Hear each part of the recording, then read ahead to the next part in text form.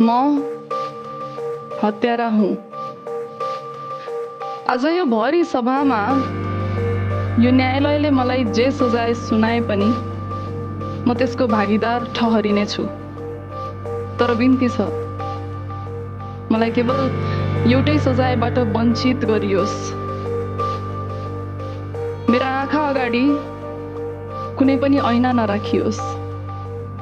म अब आफूलाई ऐनामा हेर्ने हैसियत राख्दिन।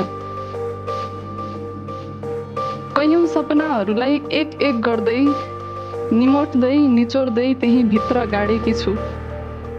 म हत्यारा हुँ आफ्नै सपनाको, म हत्यारा हुँ आफ्नै खुसीको। के थाहा, पङ्ख फिजाउँदै उडान भर्न पाएका भए आज आकाशै ढाकिदिन्थे कि, हरेक थरी रङ्ग छर्न पाएका भए इन्द्रेणी पो बनाइदिन्थे कि, अन्धकारलाई विनाश गरी उज्यालो पोखिदिन्थे कि, बारीभरि छरिएका बिउहरूमा कतै बतिला पो लाग्थे कि। तर दुर्भाग्य,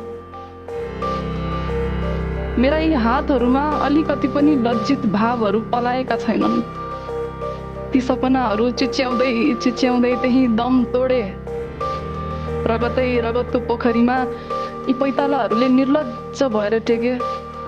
अनि अगाडि बढ्दै गर्दा त्यो रातो मसीको डोबहरू छोड्दै गए। जब हत्या भइरहेको थियो तब किन कुन्नी नजर भने धमिलिँदै थियो। अनि एकैछिनमा अन्धकारको कालो बादलले बाजी मार्यो।